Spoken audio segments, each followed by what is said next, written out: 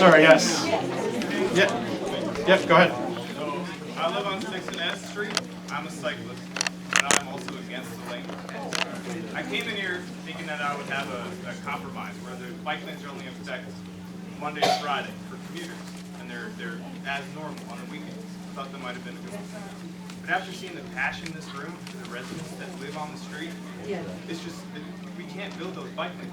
Let me tell you, I live on 6th and S, I work just south, due south. So 6th Street would be my route. I detour over to 11th where we already have lanes there, down and around. It adds 10 minutes to my commute. 10 minutes is not worth taking this away.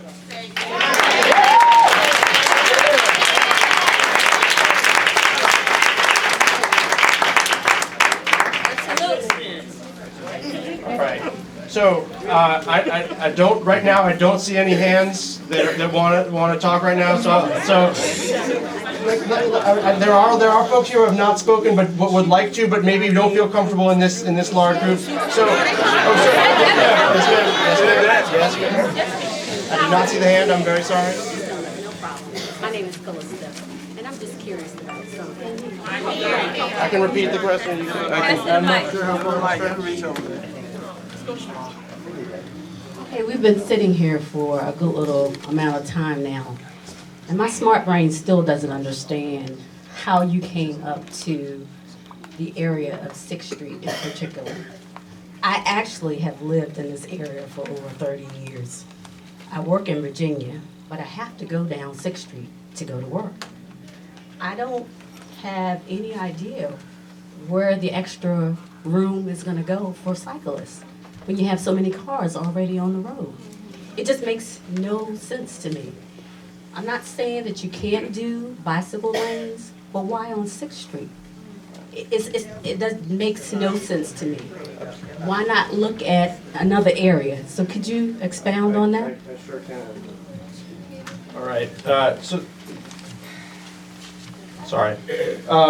Okay, so the question is why did we arrive at this area and why did we arrive at these alternatives? We were what we've looked at is and I started down this line a little bit earlier is that east of 11th Street there is no bike facility that connects from the north at Florida all the way down to Constitution. You said he had the detour.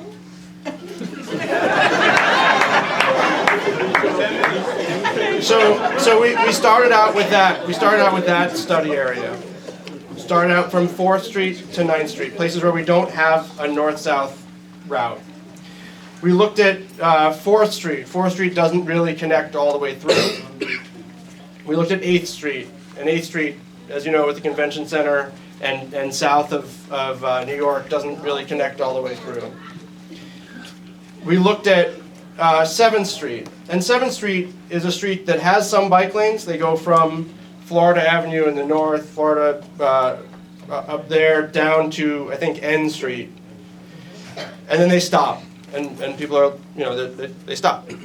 Part of the challenge of 7th Street is that we've got very heavy bus traffic. And we've got about 20,000 people a day riding the bus on 7th Street.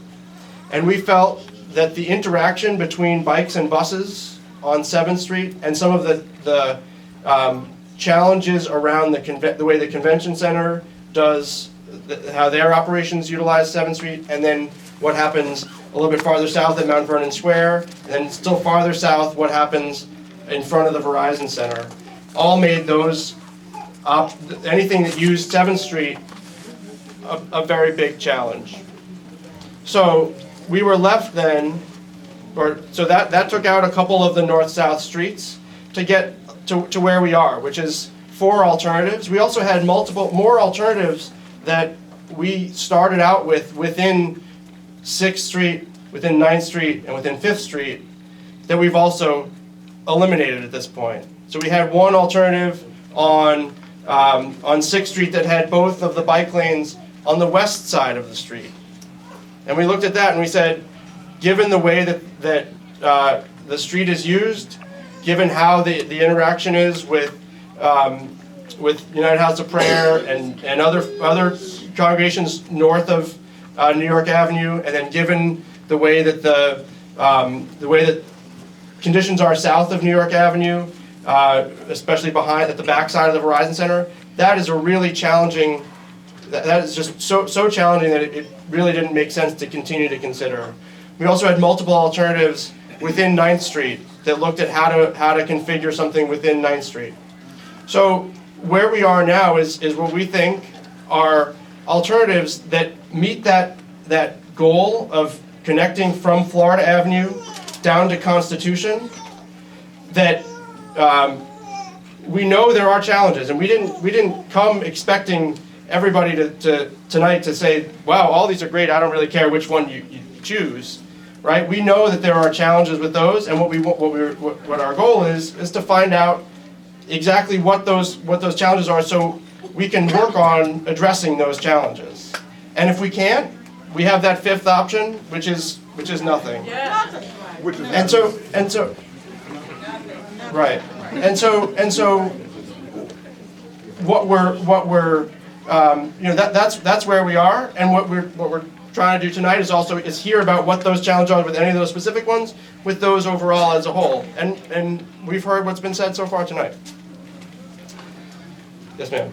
I'm just going to say, sorry, before you go. I see folks who have spoken already raise their hand. Just given the number of people that are here, given where we are right now, I'm going to try to call on folks that have not spoken yet, and we'll try to keep going. Yes, ma'am. My statement is I'm a long-standing resident of the community as well as I'm a member of the United House of Prayer. But I've lived in this community, the Leroy Park community, and now the Shaw community, my entire 49 years on this earth. I have lived in those two communities. And I drive back and forth to work every day. It takes me 10 minutes to go from L Street to New York on a regular day when there is stuff going on and when there's projects at the convention center. It takes me an hour to an hour and a half to come from Rhode Island Avenue down to L Street to get to the entrance to my home. And so that's without a bike lane. An hour to an hour and a half without a bike lane. So just imagine with a bike lane, what it's going to be like for me to get home. I'm a resident. I pay taxes and I vote in every election for whatever. And I feel like I should be heard. And I should be taken into account because I live here. Not people who do not live here, and this is what they want to make their commute easy for them. I live here, I vote here, I work here, and I should be able to have what I need here. I cannot go to anybody else's community and tell them what I want in their community. So I don't feel like it should happen. I've got a couple hands over here, and then a couple hands over here, too. So, yes, ma'am. Okay, I'd like to piggyback on what this lady right here said when she asked about why weren't they included. The gentleman there said that they spoke to all these different churches and they went to all these different communities and talked to the people. So if you talk to everybody, if you talk to everybody, why wasn't the option that you are now putting on the table to do nothing? Why wasn't it already on here? Why wasn't the to do nothing option a viable option in the beginning? You bringing it up today, but if you talk to all these people who are already in this room and say they don't want it, why wasn't that an option to start with? Mm-hmm. Well, it's always an option. I mean, the status quo is always an option. Doing nothing is an option. We're not asking folks to choose tonight. I'll reiterate that one more time. We're not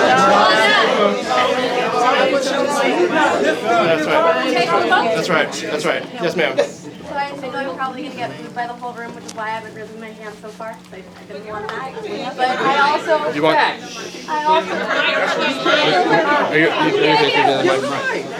That's all. He's defensive, that's all. So I'm also a resident here. I also pay taxes. I also vote. And I also ride my bike. I try to abide by all the laws because I also hate it when bikers fly through no stop signs. Clearly an issue we should work on, but probably not a bike lane specific issue. But I regularly use the bike lane on 7th, get dumped into traffic right there on N, and fight with the buses. It's dangerous. I don't feel safe. I appreciate that there are these options. I recognize there are problems probably with them, and we need to pick the one that works best for the community. But there have been a lot of people talking about how they live here and they don't want the bike lanes. I also am a resident. I'm also a taxpayer. I really, really want them, and I appreciate you looking at this. Thank you. Yes, ma'am. Okay, I have a couple questions for you. Sure. A couple questions. Work on studies all the time, do data, and just to flaw in your study, you keep saying you're at the beginning, but on here you're at number 5, and my fellow folks back here, we kind of brought this up. So you're not at the beginning, so let's just clear that up. Okay. Secondly, if you're not at the beginning, what is the point of public and stakeholder input after you have all the options and alternatives? And it's like if this is a constant circle, and even the dates, you have August to October, and this is the first time that we are actually being able to give feedback, and we are supposed to select a preferred alternative in November or December. We have no dates for the next meeting, we have no location. Now, a lot of heartburn about this, meeting. I feel like we're yelling upon deaf ears. What we're saying, like, we have to gather information. The information is here, okay?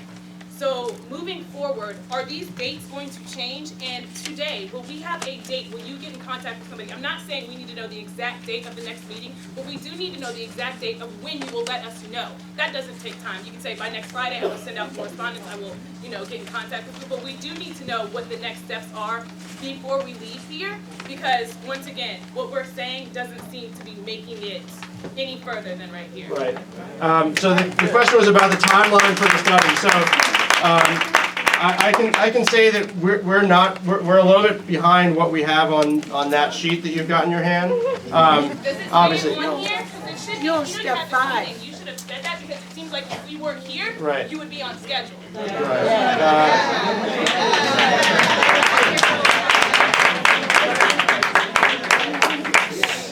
So I'm not sure when we will have another meeting. I can't. I'm not. I heard that. That you will reach out to someone, and we can have somebody in the room to keep you accountable, because there's no accountability here. Right. It's one-sided. We need to know, hey, by Friday, October 30th, I will have reached out to A, B, C, and D and said either we don't have a meeting date or we do. By November, whatever the next date is, 6th, I will say A, B, C, and D. But we need to know before we leave here, because we are not included. We are at number 5 right now. We should have been up there at number 1. So I get that you've met with people and stakeholders, but that hasn't made it here. So before we leave here, I think that it is fair to say that we need to know what is going to be the next step. It doesn't have to be everybody, but we can have the leaders contact you, and they can spread this information out. Because right now, if we leave here, when are we going to hear something? We don't know. And if you're already at 5 saying, oh, we have to go back, we're off the schedule, none of this says this. So we can't trust this, and we really can't trust what you're going to present. That's right. It's a very fair concern. So let me say this. I'll say that within 2 weeks. Within 2 weeks, we'll have that correspondence. Week 2 weeks. Why don't we set by this date? Like I said, you guys can coordinate, but by a certain date. Does anybody know what 2 weeks from today is? I think it's November 5th. Okay, November 5th. November 5th. And it may be that we don't have that date yet, like you said. Like you said. No, we didn't. We just need to know that November 5th, you don't have it. Exactly. A week from now, somebody else will follow up with you. But Exactly. we need to have the Exactly. next steps, because on this current timeline, you'll be done by December, and none of this feedback is going anywhere. That's very fair. That's very fair. So we'll say that by November 5th, and I think we're taking sign in here. We've got your direct contact information. It's going to take us there's a lot of feedback we're hearing tonight. It's going to take us time to gather the comments. And that's So fair. 2 weeks. We just need to be I in the know, loop. that's fair. That's fair. So within 2 weeks, by the 5th of November, we'll have that communication back about the next steps. And if there are contacts on this where we can, just in case, we can sit, Sure. What's your number? My phone number? Yeah. What's your phone number? You want home or you want the office? I think my email is on there. Darren's email is on here. It should be on there. I think it's on there. If it's not, we'll give you that. That's right. So mine is Sam.Zimbabwe, just like the country, ZIMBABWE @dc.gov. That's Sam, SAM, .Zimbabwe, ZIMBABWE @dc.gov. My phone number, 202-671-2542. That's my office phone number. Please mention the great weight authority of the Honorable ANC here. Please note that. That's right. So when or if we decide to move forward with a proposal to recommend an alternative, before we do anything, we need to notify the ANC, all of the affected ANCs, and provide their feedback with great weight. That's absolutely true. Now let me ask you this question. Look here. Who's running these backroom deals since we are the ones paying your salary and we're supposed to be telling you what we want done? So now who is running the backroom deals where you all create these activities and get this far ahead with this much literature and we don't know a thing about it? And how does that relate to not some issue of a bike lane or a street, but how would that relate to the acquisition of the property and wealth of the African American community? Okay, answer the question. Who's running the back? I don't know. It's a hard question. There are no backroom deals. Well, there's got to be some backroom deals because you don't.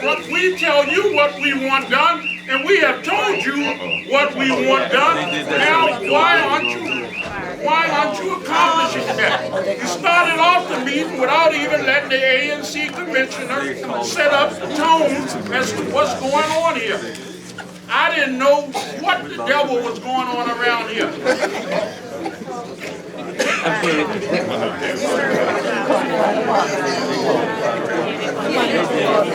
So I can say this: that there is no backroom deal.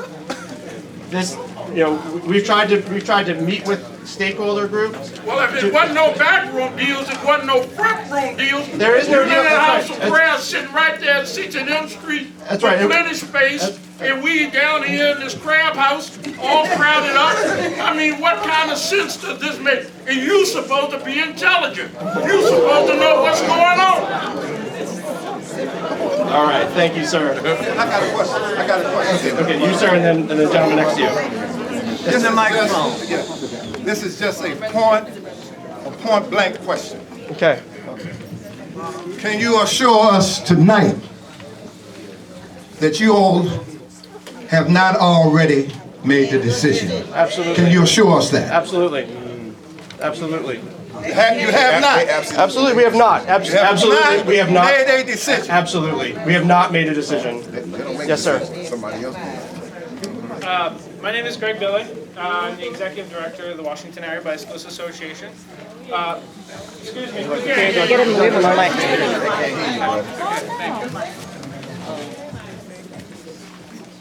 Good evening. My name is Greg Billing. I'm the Executive Director for the Washington Area Bicyclists Association.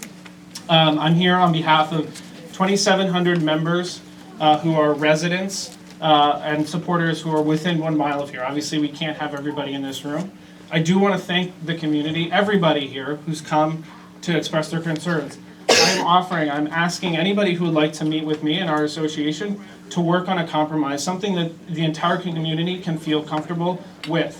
That's my commitment. I'm happy. I will stand out. I will give out business cards to anybody who would like to speak with me, because finding a solution that the entire community is happy with and comfortable with is the only way forward. That being said, I spent Monday night in the hospital at Howard. One of my employees was hit by a car.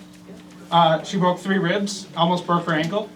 She was biking on the sidewalk because she didn't feel comfortable biking on the street.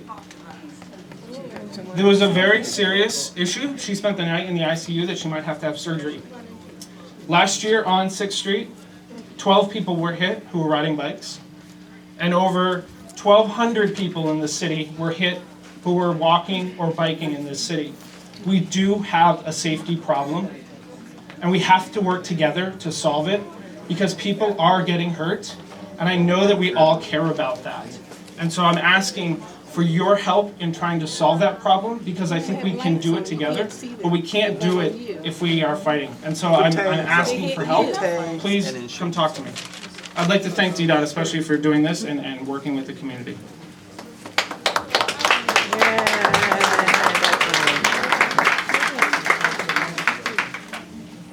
Thanks. Yes, ma'am, in the back. You've been waiting for a while. I'm going to try to pick up my voice so everybody can hear me. I just want to say that I support my neighbors. I support United House of Prayer. I support all the churches up and down 6th Street. I've lived here over 25 years. You do fantastic work in the community. I used to teach at Thompson Elementary School. A lot of the children live in Fuller Court. I know the kind of community that you have. It's fantastic, and you've done amazing, amazing things for the community. I'm also a biker, and so I want to have a safe way to bike through the city. And I want to work together with people to come to a solution. And I'm hearing 6th Street, no way. And I'm thinking, fine, let's nix 6th Street, let's find something else, but let's find a solution so that bikers can be safe, we can all be safe, and honor, respect our neighbors and your mission.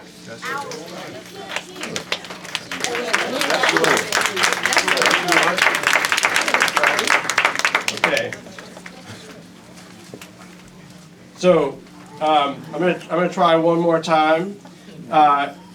We've got some colleagues here that have joined us that are asking us to make the room a little bit less full. That doesn't mean we want to move anybody out and not hear your voices. We can fan out into the lobby there. We can have this conversation, but we can't go in the lobby. No.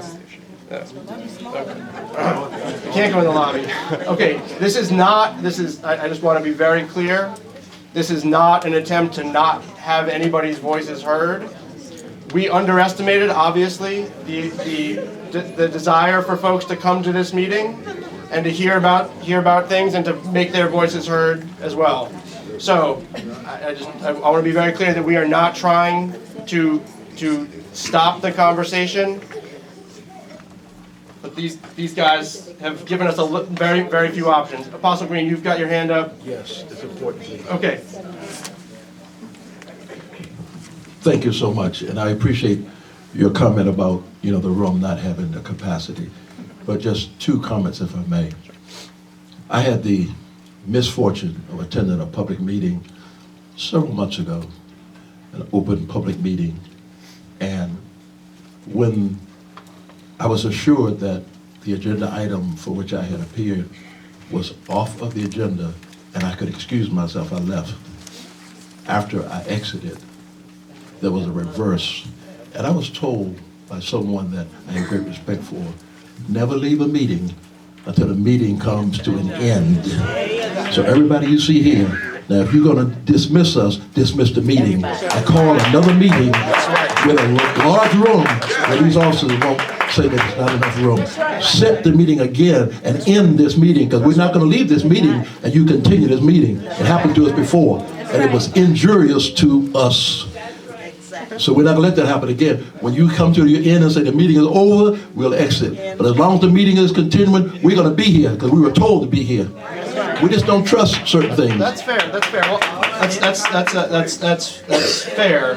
It's a fair comment. So I want to make sure that you trust what I say. So I'll say this. End the meeting, and then we'll trust you. That's right. That's right. So I think what you're saying is right. I don't think that we can continue this after we start to clear out the room. So we'll end the meeting here. We will be back. I assured the young lady back there that within 2 weeks. Within 2 weeks, we will have more information, or we will have more information about when we will have more information. Okay? I don't have a venue yet, but I can say that this is probably going to be too small for meetings in the future. We have plenty of suggestions. I know, there's plenty of suggestions, and we may well we may be able to come in and talk to you about that, so. Design the diagram so we can have the fifth one up as well? Do nothing. We can look at doing that too, yeah, absolutely, absolutely. Okay, thank you very much, everybody, and we'll adjourn the meeting now, thank you.